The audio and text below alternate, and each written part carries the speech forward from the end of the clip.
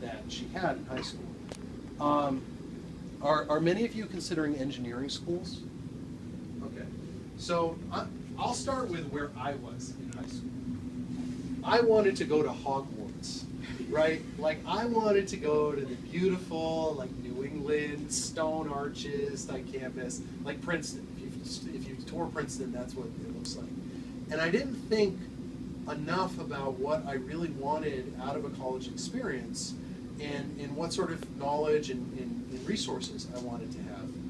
And I think, you guys from the Northeast, Harvard and, Princeton and MIT, these prestigious schools that are going to be relatively harder for you to get into than students from other parts of the country.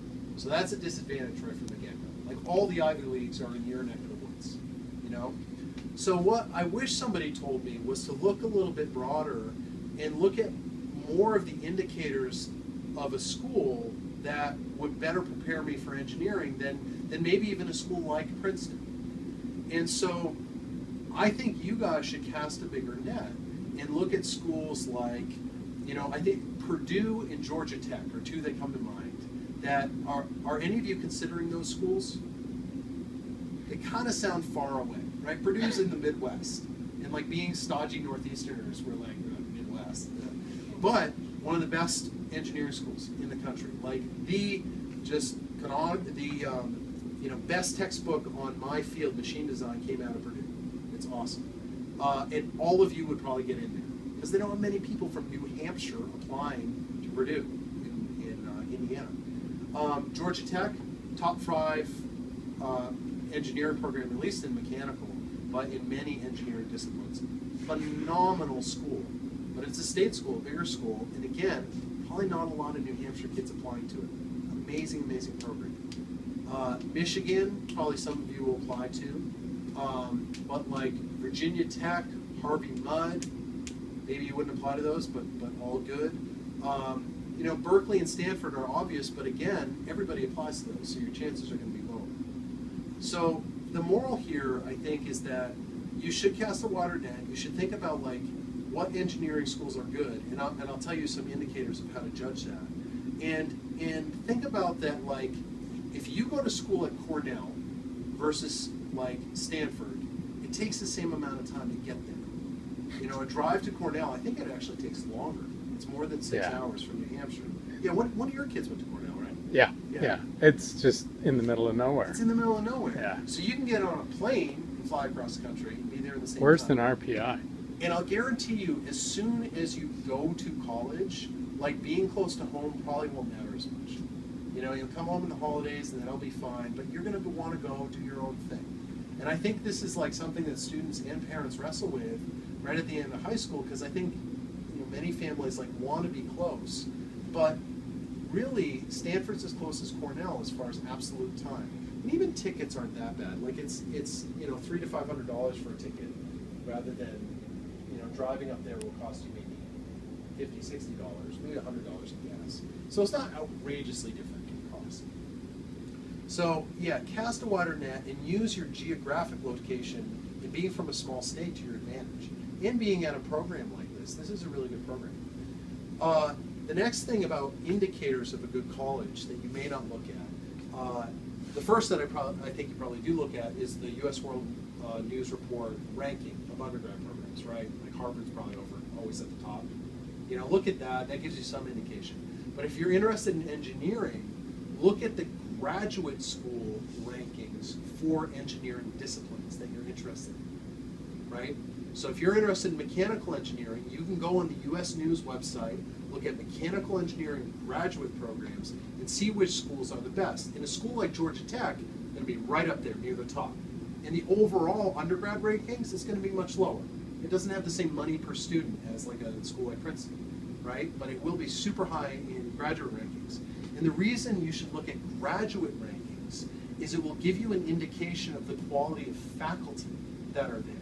Because the faculty who are doing kick-ass research and bringing in a lot of money for research are going to be at these good engineering programs. What that means for you guys as undergrads is you're going to take classes with these people, and you're going to have opportunities to work with them doing research as an undergrad. Why that's so valuable is that if you choose to go to grad school and you've worked on research, and particularly if you've like had a publication, you've been an author on a journal article, oh man, that puts you in such a good position to get accepted. It's so valuable.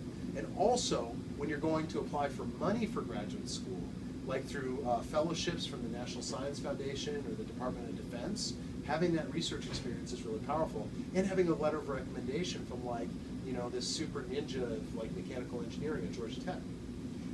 That's stuff your guidance counselor is probably not going to tell you. So like you go to Georgia Tech or Virginia Tech or whatever, you're going to go to any grad program you want if you do well in those schools. And you're going to get a better engineering education than you may at, you know, let's say like Dartmouth, you know, which is a school you guys all know. So that's big. The second thing I'll give you advice about is your college essay. And there's a formula, I think, for really, really good college essay writing, like fellowship essay writing. And I look at this from like a past, present, and future standpoint.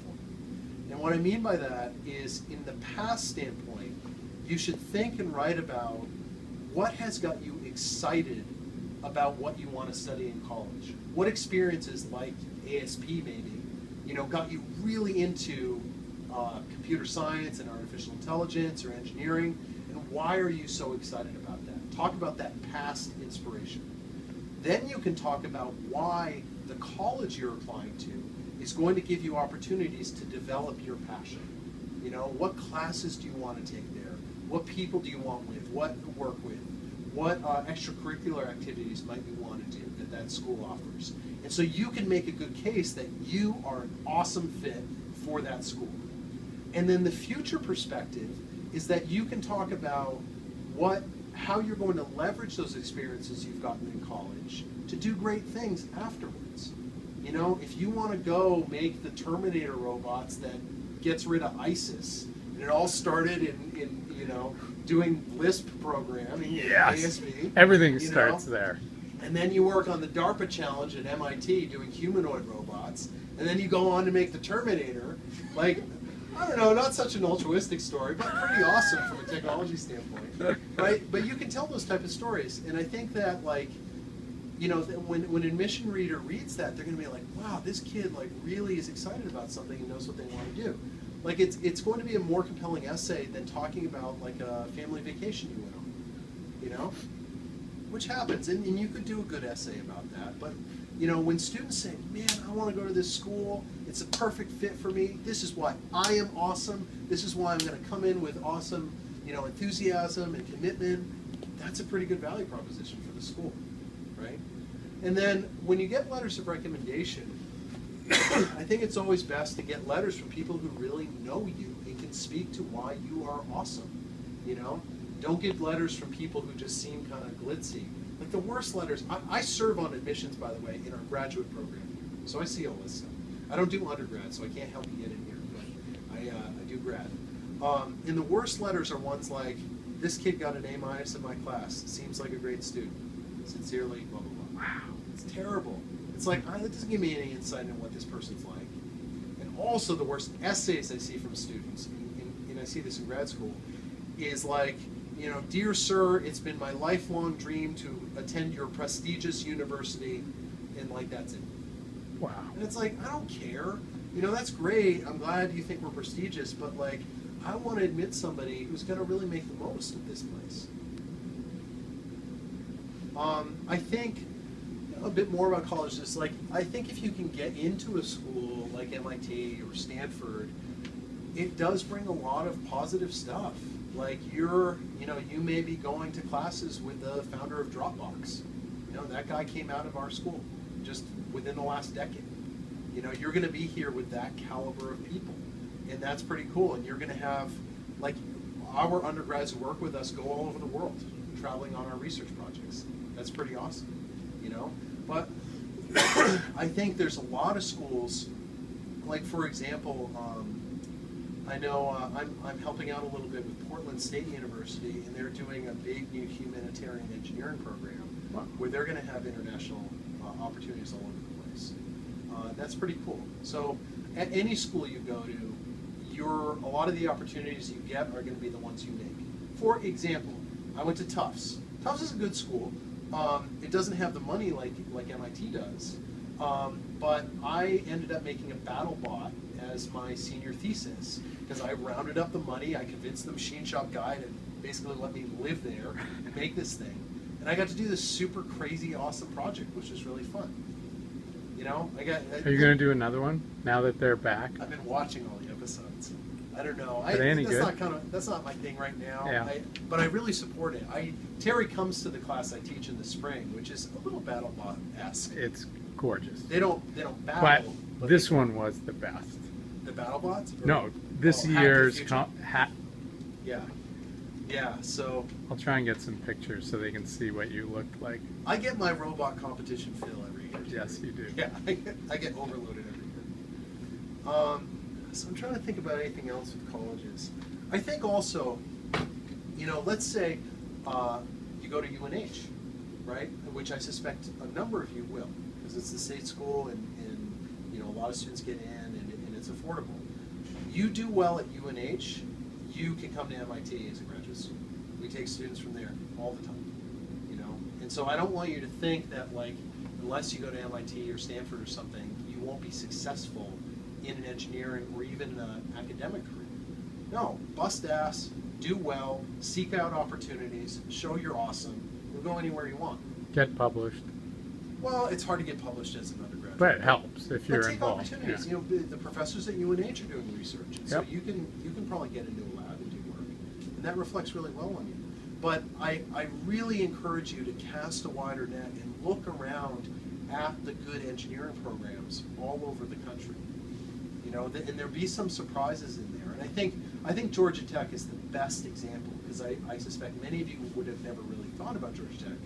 And you look in the engineering rankings, it'll be very tip top.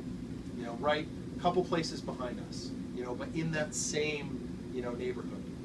You know, but in the general rankings, it'll be, you know, probably around 100. You know, between 50 and 100. Nice. It'll save you money too. That was another thing I used to talk about. Yeah. State schools are cheaper than private schools. You know, so you go to Purdue, which is a state school, or Georgia Tech, or Michigan. You used to talk about, was it Iowa State or Iowa? Oh my God, Iowa State, so good. Yes. Yeah.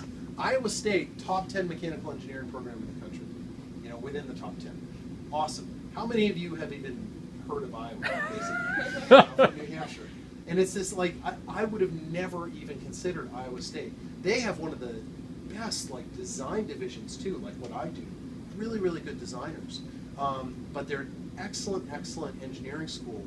And you would, like, be guaranteed to get in, and you would pay nothing to go there compared to a private school. And, like, one of my colleagues here went there as an undergrad, professor here now. One of my best friends, who's a professor at the University of Illinois, another school you should apply to, went there. Yeah, Illinois, the top 5 engineering programs in the country. Wow. Not many New Hampshire kids applying. Yeah. And I can send them the whole spreadsheet that you created? It's a couple years old, but it should it's be still pretty relevant. Yeah, okay. Nothing big should have changed. All right. Absolutely. All Do you guys have any questions? All right. You know, I think, like, I'll just tell you about my path a little more. Like, I was 13th, I think, in my graduating class of about 300. Like, I wasn't valedictorian at all. I got better at school as time went on, definitely. But I went to Tufts, but I wouldn't have gotten into Tufts had I not played football. I was a recruited football player. But when I got to Tufts, I busted ass and did really well. And so I had good grades, but I also had, like, I did an internship at the Monterey Bay Aquarium Research Institute, which is this really awesome underwater research center, kind of like Woods Hole that we have on the Cape. And I did an internship at NASA's JPL laboratory. And so I had these really good internships. I had letters from there. I worked on research at Tufts with this professor Terry and I were talking about. So I had this portfolio of stuff that showed, and I made a BattleBot, right? Showed that